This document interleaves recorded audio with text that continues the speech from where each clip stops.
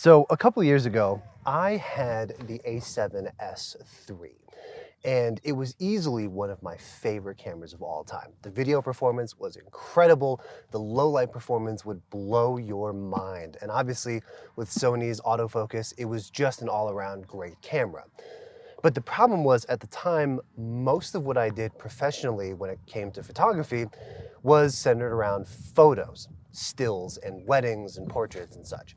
And having that as my primary camera meant that my still photos were being shot at 12 megapixels, and it just wasn't enough. Yes, in a digital world on social media, it was probably okay, but it wasn't the quality that I wanted to deliver to clients. So I wound up getting rid of it for the A7 IV when it was announced, because it had the resolution I needed and just about enough video specs that I could use it as a hybrid camera. Now, for a while, I thought about getting just an A7S III again, but I couldn't quite justify spending that amount of money on a camera that is only going to do video when I still primarily do photos professionally. But now I think I have finally found the camera that is going to both scratch the video itch and be usable as a professional photo camera. This is the Panasonic Lumix S5, and it might be the perfect affordable hybrid camera.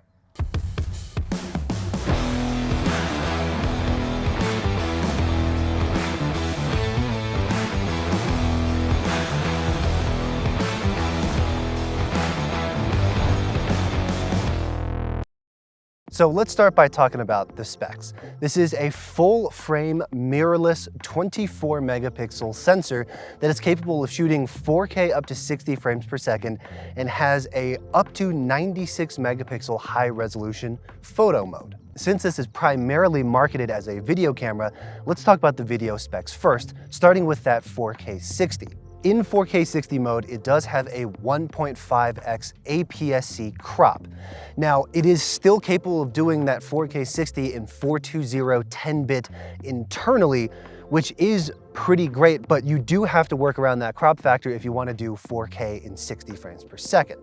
Now, if you stop that down a little bit, you have a ton of video options, including 4K 30, 4K 24 at 10-bit 422 using the full frame sensor. If you are wanting to do slow motion using the full frame, you can lower the resolution to 1080p, which will allow you to do 1080p 60 frames per second at 422 10-bit internal using the full frame sensor. Now, if you're someone that's planning on using this camera for something like interviews or long form shooting, it does have unlimited recording time in both 1080p and 4K 30 modes. Now, if you're looking to eke out a little bit more resolution out of the video, you could use an external recorder like an Atmos Ninja, and you will get 5.6K 30 at 422 10-bit to an external recorder. So at the beginning of this video, I was talking about how this camera could potentially replace the A7S III and scratch that video-focused itch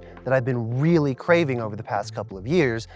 And let me explain why that might be the case. Similar to the A7S III, it is a full-frame mirrorless camera that has powerful 4K options.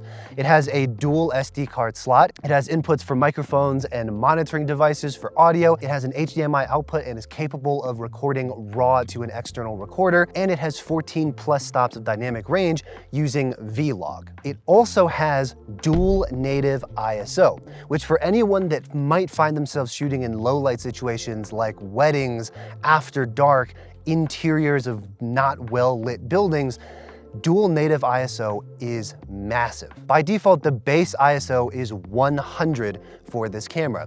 If you are shooting in Vlog, the base ISO becomes 640, but it also has a dual native ISO at 4000.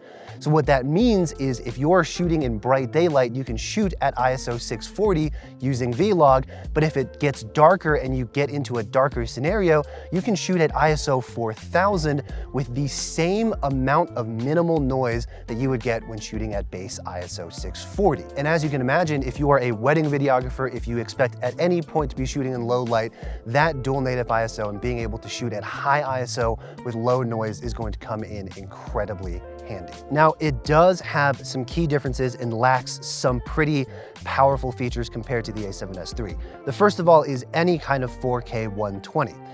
The A7S III was capable of shooting 4K 120 at full frame, and it did not have a crop at 4K 60, so that is a bit of a downside for this camera. But if you're okay with not having the ability to shoot crazy slow-mo shots in 4K, this camera satisfies everything that you realistically need. Now, another big downside of the S5 compared to the A7S III is the autofocus performance. Sony has always been known for their fantastic autofocus performance, especially with human and animal subjects using their eye autofocus. While the Panasonic S5 does do a good job in the autofocus department, it is not nearly as fast nor as accurate as the Sonys are. Now, in a lot of video applications, that is probably okay. But if you're planning on using this for things like portraits or as a wedding body or anything like that, that you need fast human subject detection, you might find this camera a little bit lacking in that regard. Now, with that being said, this camera is significantly cheaper than the A7S III. Even when it was brand new, the body alone was $1,900, while the A7S III was about $3,000. And given that price difference, giving up something like 4K 120 or having to shoot 4K 60 at a crop, I think is perfectly fine and justified. But one thing I do have to mention about the Lumix line of cameras is that V-Log profile. Last year, I took a trip to Grand Teton National Park. And up until that point, I had never really shot on a Lumix camera. I had a G7 way back in the day, but that was a pretty cheap, consumer-friendly, small camera. Whereas I had never really gotten a chance to shoot with the GH5s, the GH6s, or any of Panasonic's top-of-the-line video cameras. So for that Tetons trip, I actually rented a GH6 to bring along with me to use as my video camera. And I remember getting back from that trip and looking at the footage and putting it all together and color grading that V-Log footage. And there was just something about it that I could not explain that I absolutely fell in love with. Now, don't get me wrong, I love Sony's color profiles. S-Log and S-Cinetone are all absolutely fantastic. I use S-Cinetone pretty much on every single video that I shoot on the Sony. But when we talk about color grading, a lot of times people get really into the nitty-gritty about things like color science. And that's part of the reason why people pay thousands of dollars for cameras like Leicas and Red digital cameras. It's all about the color science and the unique characters of that camera. And there is just something about the Lumix color science that I am absolutely in love with. So we've talked a lot about the video performance of this camera. Let's talk real quick about the photo performance. As I mentioned before, it is a 24 megapixel full frame sensor that is capable of shooting still photos at up to 7 frames per second continuously and has ISO ranges from 100 up to 204,800 in expanded ISO mode. Now, realistically, you should never really go that high, but it is there if you really want some low light, grainy, unusable photos. Now, for photos, it does have some pretty cool features. Obviously, 24 megapixels is pretty good as a standard, but nowadays you can get cameras that have quite a bit more resolution than the standard 24. So one of the things that the Lumix S5 is capable of is a 96 megapixel high resolution mode, where it basically stacks a few different images to create one very high resolution image. Now, while having that feature in your back pocket is cool, it is really not usable for anyone other than landscape photographers or people that have the ability to shoot still subjects on a tripod.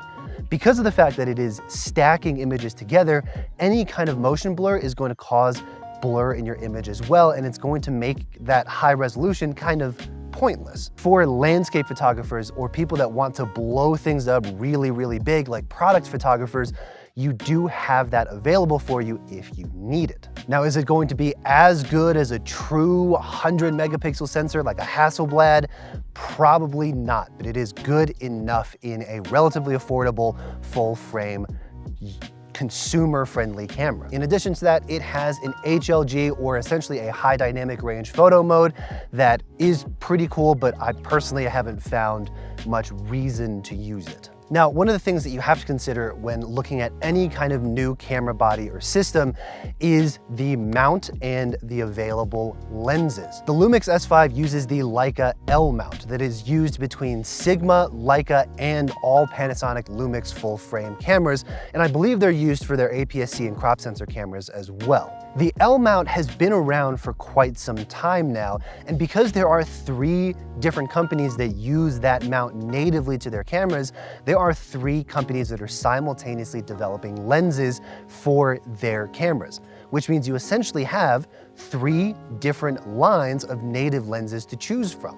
And the fact that one of those choices is Leica means that you get some really incredible, really stylish lens choices. And I think that is a big plus for the S5. Now, all that's left to talk about is the big question.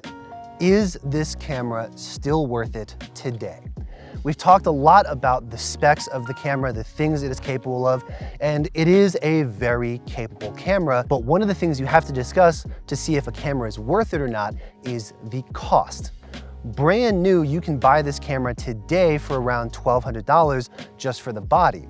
If you want to go in the used market, you can usually get them around $800 to $900 in pretty good condition. And I think that is a massive deal. Yes, there are cameras out there that are more capable than this one, that have better video specs, that have better stabilization, that have better autofocus.